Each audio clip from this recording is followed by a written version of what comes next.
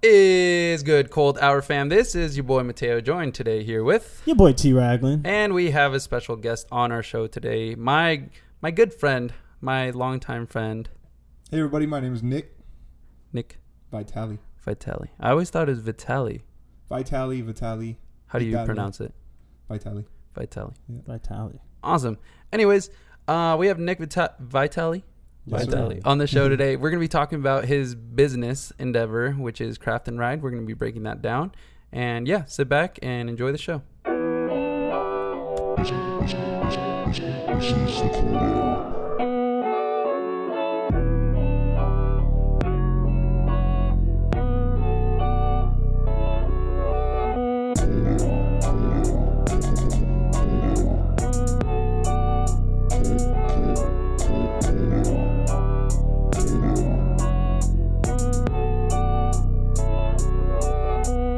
Hey everybody, my name is Nick Vitale. I'm 23 years old. I'm from Rancho Cucamonga, California, and I'm the CEO of Craft&Ride. We are the largest provider of aftermarket accessories for one wheel. And one wheel is basically an electric board sport that you could kind of call a fusion between skateboarding, snowboarding, like a hoverboard, but it's got one big wheel in the middle and two foot pads, and you lean forward to go and you lean back to brake, and it's changing the world. Dope. That's dope. I've seen a couple of them on the streets. Some in Claremont, a couple were seen in Claremont, and then I've seen a lot like by the beach, riding on the boardwalk and whatnot. So that's pretty dope that you're doing that you're helping them accessorize. That's really cool that you get to customize it. And the community's kind of made the one wheel into their own thing where we're accessorizing it, and the sport is growing at a great speed. You're probably going to start seeing them more out in the wild. It's a pretty cool thing to watch. It's really cool. That's really cool. How long have one wheels been around? Do you know? One wheels have been around for about 4 years. Oh shit, yeah. They're new. Yeah. So you're like really new into the business. Yeah, that's really cool. Yeah. Jumped right on it. That's the way you got to be though. Yeah. You got to jump right on it. When did you start? So you say you're 23, and when did you start having this idea? I guess before you even initiated it. When did you start? So Craft&Ride started in April of 2017, and we started because my dad actually was into one wheels before me. So he was riding, and he introduced me to the one wheel, and I got on it and got all into it. And then together, we just kind of always have like thought of ideas that we could start together. And we thought about what could we do to enhance the one wheel. And the first thing that we thought about was creating a new foot pad. So what we did was the basic foot pad on the one wheel is a flat stock foot pad. So your foot stands flat on it, right? Mm-hmm. We wanted to make it like a skateboard. We wanted to have concave shape. So we created something called the one tail, and it was a foot pad that went onto the back of the one wheel, right? And we basically figured out how to make it. We went everywhere. We researched it. We made it, right? Brought it to market. And we found that a lot of the customers that were riding one wheels liked this pad. And we were selling them. And we eventually sold out. And from there on, we just kind of created more accessories. And we worked with other entrepreneurs within the community to sell their accessories as well. That's dope. Two questions with that. So, did you guys initially create this the what was it called? The foot pad, the one tail foot pad. One tail foot pad. Did you guys create it for yourself with intentions to sell it to other people, or were you guys doing it just for yourselves? Well, so the start of the one tail really just came about because we wanted to change the foot pad to see if we could enhance our experience. So once we did that and realized we're like, whoa, this is really cool. We figured obviously if we like it, there might be somebody else out there that'll like it as well. We brought it to market, and sure enough, over time, we figured out that customers wanted it, and that was the beginning of Craft&Ride. Okay, and that was one thing, and then the other thing is like, so I understand the concave structure, right? So like, when it comes to skateboarding, you need it to like use pop and all that jazz. You know, how does that apply to a one wheel? Right. So when you're riding a one wheel, you basically turn with your toes and your heels like a snowboard. So when you have a concave foot pad, it gives you more for your foot to push up against, like with your toes or your heels, so you can turn easier and carve better. That's dope. Okay, got it. That makes sense. Makes it a more comfortable ride. Yeah, and the other thing is like when you're riding, you get foot fatigue because of the flat stock foot pad if you use the one that comes with the one wheel. So we created that, and it just helps relieve foot fatigue, but it also gives you control. That's dope. Is there any other accessories that you could break down that also you guys kind of had this idea to enhance your ride, or is it that's like the main product that you guys bring? No, so we sell over 75 different accessories for the one wheel. Some of our other accessories are Spectrum magnetic fenders. So basically, the one wheel has a big wheel in the middle. It's like a go-kart tire. And when you're riding, it kicks up dirt and debris and water. And so you want to protect yourself from that. So we created a fender that's magnetic that you can literally just pop on with magnets and pull it off when you don't need it. And the market's really reacted well to that. That's dope. Wait, so what does it do with the dirt and debris? It keeps it from So like it kind of damaging throws the it one back wheel? down under the wheel. Oh, okay, got it. Yeah, it hits the fender and rolls or drips down back outside under the wheel. Okay, Yeah. that's cool. Now, is One Wheel a brand? Is it just one company that produces these boards, or is it like multiple different companies that produce it, and like the name of this product is the One Wheel? Yeah, so the company that produces the one wheel board is called Future Motion. Okay. And so far they've put out 4 products. They've put out the original one wheel. They've put out the One Wheel Plus, the One Wheel Plus XR, and they've just recently put out the One Wheel Pint. It's a new board that was brought to market to be more affordable for a lot of riders and grow the sport. That's dope. Now, do you guys produce make products for all of those devices? Are your guys' accessories compatible with all those devices across? Yes, we make accessories for all the devices. We make accessories for the original One Wheel, the One Wheel Plus XR. We just started developing products for the One Wheel Pint, and those will come to market within 1 to 3 months. That's sick. Now, tell me a little bit of the like development process, right? So you guys see like a certain problem. Well, not really a problem, but like a way in which you can fix and enhance the ride, right? Exactly. So break down the process of where you come up with this idea and who develops like the way it's going to be fixed, because this is like all some type of like what's the word, product engineer type stuff, right? Like you have to find someone who knows how to create these products and like produce it at a mass scale, right? Right, exactly. So it starts in the beginning with solving a problem, like you said. So we look at the one wheel, we ride up one wheels a lot, and we always think about what could we do to enhance the experience, make it better, because that's what people want. They want the sport to become better. We want to push the sport.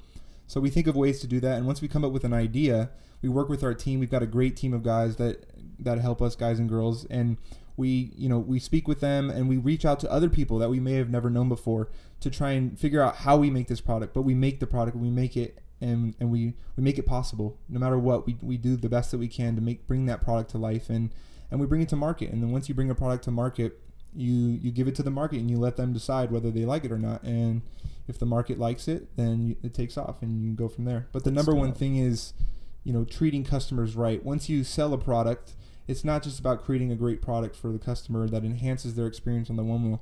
You want to make a product and you want to sell it and treat the customer right. There's a lot of businesses out there that don't necessarily treat their customers right and put their customers first, and that's one thing that we really pride ourselves on. Is we make great products, but what we do even better is we treat the customers right, and we give them the best experience that they can have. So how do you do that? Like, how do you go about that? Because everyone claims to give the best customer service, right? Like, people just say that. Like, what sets you aside? What really puts you in that position to say that you provide the best customer service you can? Right, yeah. So one of the things that we do, I have my phone number on the website. You can literally call my cell phone. You can text my cell phone at any hour, minute of the day. If you have a problem, you just text that number or call me, and I'll be right there to fix it. And I respond to emails. As long as I'm awake, I'm responding to emails, resolving problems. So for customers, they want to know that they're being taken care of. So when they reach out to you, they want responsiveness. They want to know that you're responding quickly. And so even if you can't handle the problem right away, if you respond and let them know that you're working on it or you're trying to figure out a fix, that really eases a customer's mind. So that's one of the things that we do really well. The other thing is shipping products fast. Nowadays, like with Amazon, products can arrive to your door in the same day. It's pretty amazing. And so, we pride ourselves on shipping out products and orders extremely fast. We make that one of our biggest priorities. Another thing is we're the one-stop shop for pretty much every accessory that you can buy for the one wheel. And so with that, we want to make sure that we're providing the best selection of products with the best products that perform the best on the one wheel. And so that's one of the things that, customers really like. They come to Craft&Ride, they know that they're getting a product that's approved by riders in the community, and we're only selling the best products on our website. That's dope. And what was your website? Just for so the website's craft&ride.com.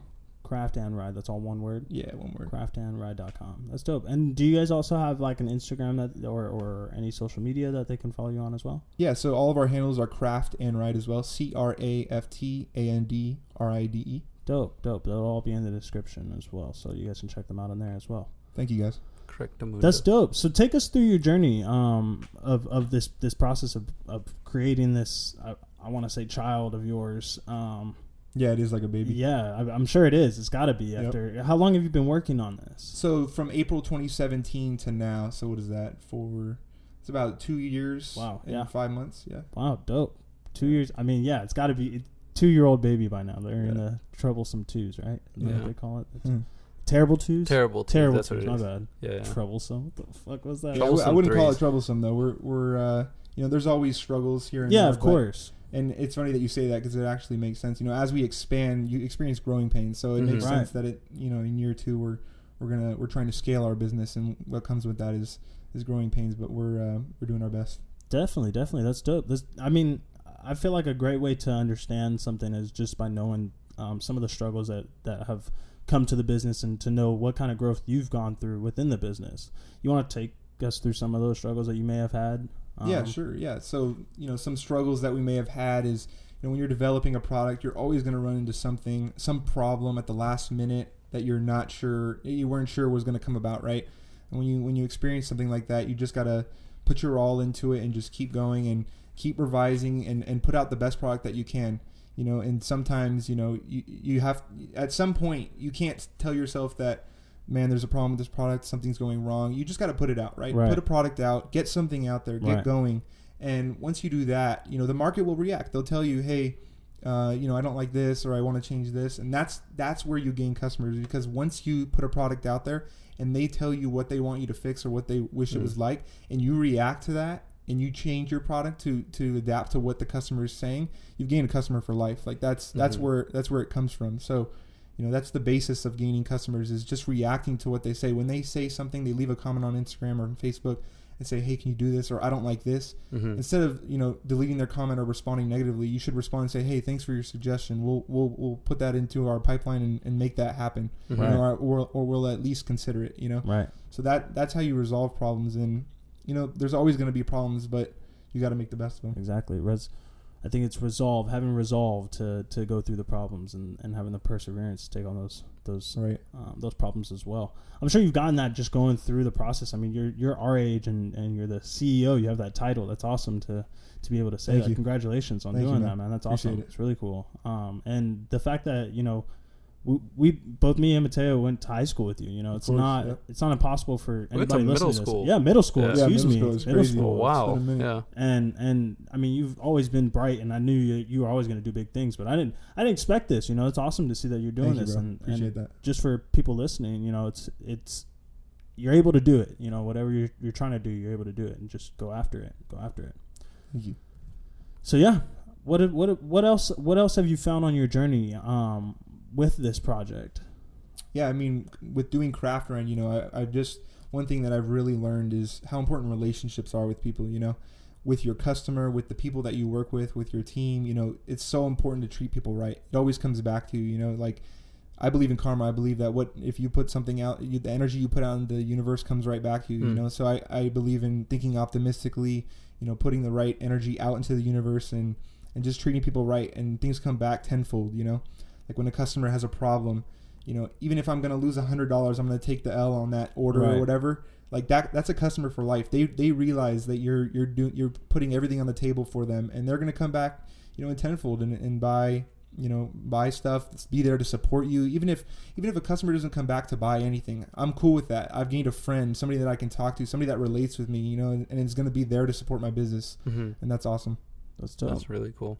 One thing I wanted to touch on earlier was where is this Craft&Ride or One Wheel community like online? Like where's the like majority of these people who like reside? Where is this community exactly? Yeah, so the One Wheel community is worldwide in a bunch of different countries, mainly in the U.S. just because of importing and exporting problems with other countries. They don't want to allow electric skateboards and stuff like that into the country. But the U.S., it's huge. There's groups all over L.A., Chicago, Texas, New York, tons of groups of riders that, ride electric skateboards like boosted boards, that ride one wheels and a bunch of different things.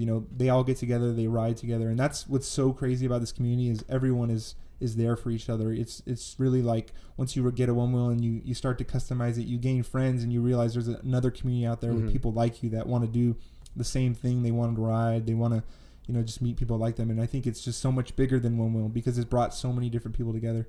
It's a community. Yeah. What was I going to say? How did your dad get into it? It's such an abstract. Well, I mean, like in a weird sense, like it's like a dad thing to do. Like I see it. My dad's cool, man. He's always been into skateboarding. You know, all the different kinds of sports. And I think he probably just saw like a Kickstarter online. I think that I know that's how One Wheel launched, and so he did that, and he bought the original board that they launched on Kickstarter. I think they raised like $600,000 on their Kickstarter, way over their goal. And they scrambled to put it together, but they did an amazing job and got One Wheels out there. So he got into it, and then. Obviously he's riding around and I'm like, what's that? So I ride with him, and then I start, getting into the sport, but like very early on, I like nosedive. So nosediving in the community is like when the board like disengages and scrapes on the ground and you go flying head forward. And this is a board malfunction? No, it's totally user error. So like when you're outputting too much power, whether you're leaning forward or you're riding too fast, too quickly, the board will just stop and you'll go flying, and that's totally on the user error, understanding how the board works. And so so I did that. I nosedived, scraped up my shoulder, my elbow, my knee, but from that I learned, okay, these boards, there's a way to ride them. You can't just hop on it and go. And so I think that's a really thing for a lot of people to understand getting into the sport. And then from there, my dad and I are always trying to figure out like what's the next cool thing. We're always talking about stuff. So from there we kind of just like thought about what we could do with the board, but yeah. Are you afraid to run out of ideas? Like, is that something that could happen? I've honestly never thought about that. Yeah, I don't know. I don't think so. No, I feel like I'm not like in search of ideas. They kind of just come your way. Yeah, it's funny you say that. I've heard that before. It's like people don't come up with ideas. Ideas find people. Yeah, totally. I've heard that saying. Yeah, like it's crazy, man. Like I'll be on YouTube like watching an interview or something, and then I just like float around like a suggested video. I click on that, and then sometimes like that'll be like the spark, like, and I just randomly found that video. That's kind of how I think of like ideas. Like you'll just be doing something so random you never planned, and then an idea will come. But the important thing is to act on those ideas. A lot of people can get an idea, but you got to bring an idea to fruition. And I think that people look at people and they think, oh, they're so successful, man. Right. I wish I could be like that. I'm not that talented. I truly believe that if you just put yourself out there, you just start something, that you will find people that relate to you and bring something to market, and you can change your life. And one day it can happen. But usually, it takes a lot more time than that. But just with perseverance and understanding that, hey, I got to put myself out there. I got to do something. And you can change your life without a doubt. Yeah, it takes work. Yes, sir. You would say that you put in a lot of hard work for this, I'm sure. I think so, yeah. Yeah, definitely. How many hours would you say you put in a week to Craft and Ride? I'm not sure, man. Probably 12 to 15 hour days every day. Damn. Yeah. Damn. Wow. If not more. Like this is like literally all I do. I wake up, I do this. It's the cost. Yeah. It's the cost of like making it happen. But you're also happy during that entire time. I enjoy it so much. Yeah. I mean, it's like when you start a business and you start getting successful, like, part of you is like looking for that next thing, or you're pushing for what's next. We're never satisfied, right? Like we're always in search of something, whether we get money or something that makes us happy one day, we're always looking for the next thing. And you have to realize that it's about like the journey. It's about the process. Right. Yeah. I tell myself that every day, and that's what makes me happy. That's what makes me enjoy this. And I'm lucky to be in the position I am. And I just want other people to realize that they can do the same thing too. Mm-hmm. Now, I know there's a lot of work that you've put in on an individual level, but I believe that I can speak for both of us when I say that a lot of people have put you in the position that you're probably in now. And is there anybody that you want to thank that have helped you along the way? Definitely, yeah. I want to thank my family for always being there for me. I want to thank all the manufacturers and the teams that we work with to produce all of our products. I want to thank all of the companies and vendors that we work with, that we sell their products. That's what's so cool about our company, is it's not just about the products that we create, it's the products that others create and then we're able to put on a platform. Yeah, that's awesome. That's awesome. And that's huge. That for me, that's really important. I like to help other people out, and if I can do that by just putting something on my website and promoting it, then that's awesome. And I think that's a really cool power to have. Yeah, so run me through the process. Like if a local entrepreneur in the community wants to get in touch with you and wants to work with you, what's the process that they'll go through when they do work with you if they want to manufacture a product for the One Wheel? Yeah, so it can either start two ways. The first way is I'll just be on social media, or I'll get a text and I'll see something online and I'll reach out to that person because I see the potential in a product. But it can happen another way too. I mean, they can reach out, DM me. They can literally text my phone number on the website and send a product, and we can go back and forth. We can work on a product, and we can bring it to market, and it's that simple. Like I said, just go out there, create something, and you can bring something to market and let the people decide whether it's a good product or not. And if they do, you've created something, and treat it like your baby, and it'll become something really special. And it's that easy. Like literally make something. For instance, let's take this example. Create a product for the One Wheel, right? Right. My number's on the website. Text me. I'll be right there. I'll answer, and we can create something, and we'll put it out. It may or may not be successful, but we'll put it out, and we'll see what the market says. And if it's successful, then that's great.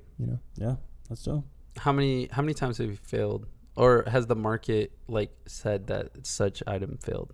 Right? Yeah, I mean, failures for us are, we put a product out there and they may not like the shape of it or the feel of it or the different features of it, or they may want more. People are always asking for more. They want this, they want that, and you have to respect that. You have to realize that they're your customer. They're your friend. You gotta be there for them. You gotta give them what they want. You gotta treat them right. And so that for us, it's those mini tweaks that we make on every product, every day, every month, every year. We're always changing, developing, improving all of our products based on market feedback, because who decides if you're successful is the market. I can say I'm successful, but if the market doesn't think so, then I'm not. So you have to listen to other people, and you have to really realize that what they say matters. It is everything to your business. If you could go back to the first day, I guess, or ground zero of your project, what's the one thing that you'd want to tell yourself then? Probably just to be patient. I think that's something that everyone should realize, that it's just patience. You have to realize that if you're putting a product out there and you start to see some traction, nothing, some things take off overnight, but it's really not overnight. Like all these artists that are blowing up in music, they're not overnight celebrities. Like they're putting hard work in, and we see them for the first time, and then it blows up. You know? And I think that comes with everything. You can never expect, even if you have the best product in the world, you can't expect it to go crazy right away. You gotta be patient with everything. You gotta take time. You gotta care for it like it's your baby. And put something out there, and treat people right, and improve your product when the market tells you, and be patient. Things take time, and I think that's really important, just to be patient. Definitely. Wise words. I mean, I try to take patience in my own life. And trust me, I'm not like the most patient person. I'm impatient, but I have to tell myself. But that's what you would want to tell yourself, is to be patient, yes, to grow in that direction. That's that clarification was needed, because I even forgot that and I asked the question. So but yeah, patience is a strong tool in your tool belt for sure. So how much have you seen yourself grow within these, like, the past 2.5 years or so? Like, basically the time frame of your project. Like, how much have you grown, and like what changes, what positive, what negative outcomes has it had on your life overall? Yeah, man, it's completely changed me. It's made me, it's brought me to meet so many different people. It's taught me how to respect people, how to, talk to people. Communication's so key in everything that you do in life, not just business, relationships, everything. And I think it's really changed me in that way. It's really, when you start a business, if you start making money, it makes you think about finance. For me, it's changed the way I think about money, like saving money, being smart with money. I don't really spend too much money, and I try and save my money, try and invest it in the right ways. And pretty much everything that I make right now from the business is going right back into the business. And I think that's something that everyone should really think about. When you start the business, why are you starting it? Are you starting it so you can go buy Supreme, or are you starting it so that you can, grow something that's going to be really, really big someday? And I think that's really important, that people realize that when you start a business, it's going to become your baby, and you're going to do everything you can to keep it alive and make it grow. And I think that's, super, super important, that everything goes back into the business. And of course, you got to be able to live. You got to take out money to live, but you got to put everything back. You got to treat this thing like it's your everything, and it's going to one day become something so big. And that's what I try and do with Craft&Ride. Well, even with putting your money back into the business the way you say you do, like, I feel like you can at least say that your lifestyle has gotten better, right? Like, you can, like, at least spend in ways that you hadn't spent prior to having the business. But it's simply because you have money in your pocket, right? Like, it's just like, it increases your lifestyle while you're providing more and, like, building something of value, building something bigger than yourself. Right, exactly. Yeah. Of course, I've had, the ability to have a lot more opportunities now with this business, but that also makes me realize, whoa, I've got this now. Like, what do I do with it? And so it makes you take a step back and be like, oh, okay, I need to do this. I need to be more smart. But of course, there's a lot more opportunities now because of Craft&Ride. But it's important to take a step back and realize, okay, I need to make the right decisions, invest smart, invest in my business. And I think that's what it's taught me for sure. What do you see the future is for Craft&Ride? So Craft&Ride, right now we're focused on one wheel really hard. We're making tons of accessories for one wheel. We're excited for what's coming with one wheel pint, the new one wheel. And we're going to continue to make accessories for one wheel pint. I always envision down the line, possibly creating accessories for other things, because there's so many ways we could go with this. But I love being loyal to the one wheel community. They are the reason why we are what we are, Right. So I'm giving everything to the one wheel community right now. But there's always other opportunities out there. And I think that's what's really cool with Craft&Ride is, our principles that we pride ourselves on are so applicable to other markets, Definitely. And I think that, if you follow those principles that I kind of described earlier in any business, you can start to be successful. Yeah. What other business ventures would you be interested in? Like what direction do you feel like what you've built now could put you in a position to start working in like said? Yeah, I mean, I enjoy what I'm doing now. I probably would, look at what I could do for other markets. There's a lot of other products out there that can be enhanced and so we're looking at other things, but we're super focused on one wheel right now. We just purchased some new bikes called Super 73. Mm-hmm. They're electric bikes. They're really, really cool, and we're looking at those. We've been riding them a ton, and there's a lot we can do with them. And we've been in talks with the company, so it's a really cool company, and we're looking into what we can do to enhance that sport as well. But there's so much opportunity out there, and that's what's amazing. Mm-hmm. Have you guys ever thought about like manufacturing your own device? Have you ever thought about that, honestly, or would you guys ever think about doing that? Yeah, honestly, I probably wouldn't. And you know why? Because I don't have the expertise to do that, Right. Even though I can go hire somebody else and go work with somebody else to do that. I want to do what I'm good at, And I Right. think that's really important. Like, some people say, Staying in your lane. right, stay in your lane. But some people say, like, do what you're passionate about. Ooh, or, even better. or do what you're good at. And I believe it's a little bit of both. You have to be passionate about what you're doing, but you also have to be good at it. You can't lie to yourself. If you're not good at it, you shouldn't, go down that path. But for me, I wouldn't get into that because, I wouldn't know the first thing to do to develop that board, like it's just not our goals, but, Right. but, so I do what I can and I do what I know I'm good at, and if I don't know how to do something, like when we're developing a product, I reach out to other people, I collaborate, I work with other people. And that's really what Craft&Ride has been founded on. It's very smart business profile by doing what you're good at. Thank A you. lot of people struggle with doing that, taking on. I feel like it's like the story of Napoleon being the France emperor, how he went to Russia biting off more than he could chew. No, you don't know that? Maybe. I don't know. Any history buffs can know that one. That's a little nugget for you. You're welcome. I'm But not a history buff. it's okay. It's okay. But doing that, staying in your lane, or doing, as I call it, but doing what you're good at, which I like it, and I might just have to take that saying from you. It's a good business profile. Thank you, man. I think we do a good job at doing that, staying in our lane, or trying to figure that out, right?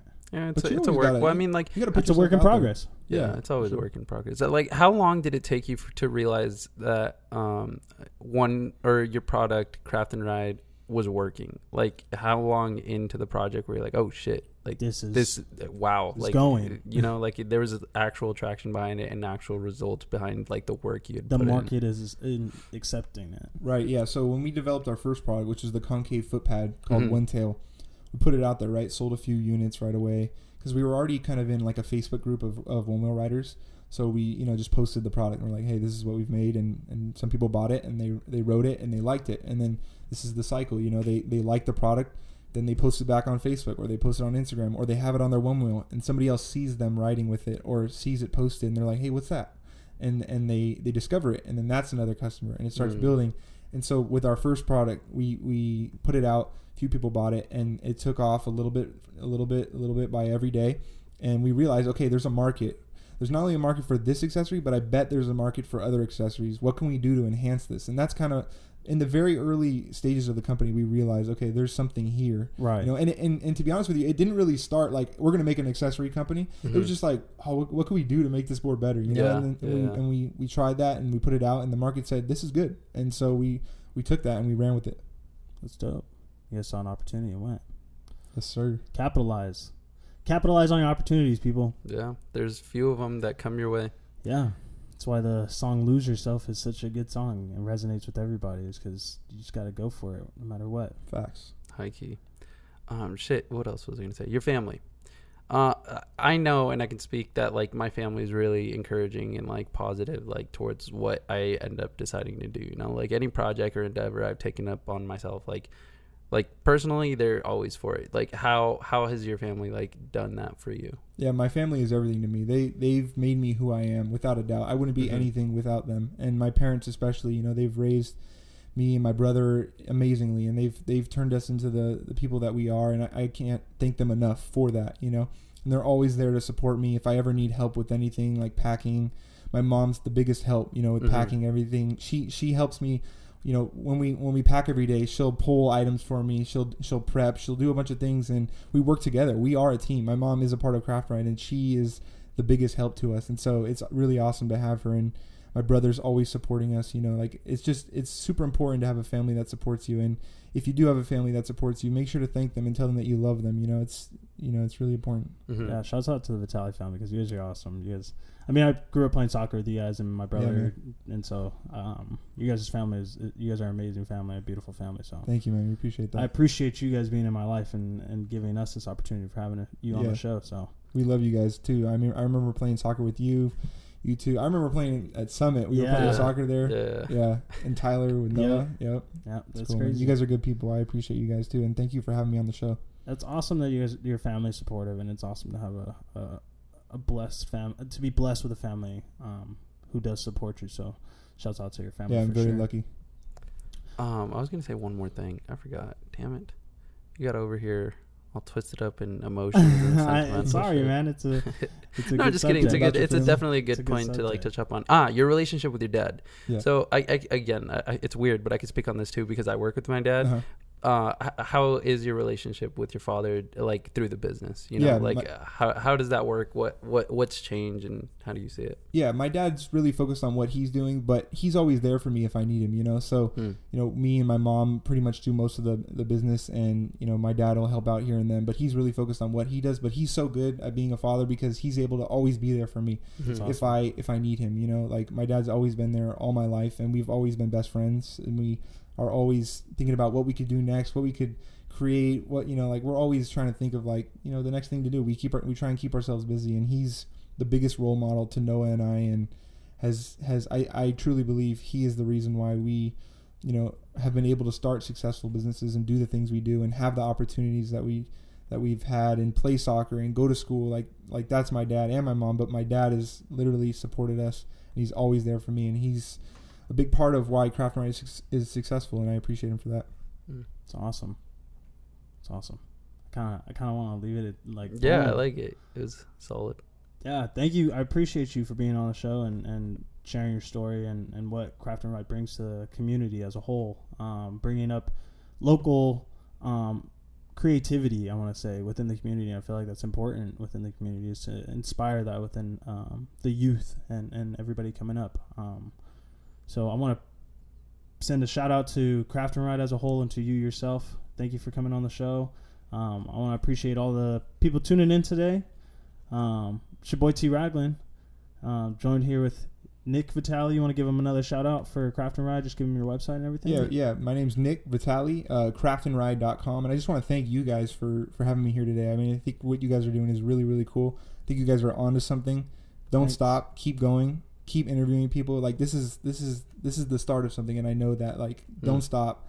You guys are putting yourself out there, and this is what I tell everyone to do. Like, do this. Just start. Just do something, and you guys are at the beginning of something, and I really appreciate you having me be a part of it. Thank you. That means a lot. Yeah, man. It's awesome to have you a part of it. You know, like it's super dope. Like just to have you in, and like you fit the persona perfectly. Like and again, vice versa. Like what you got going on is incredible, and it's like.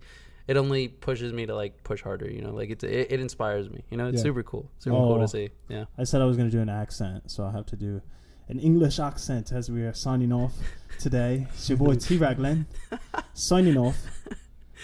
Jolly good day, sir. Skirt. Bye.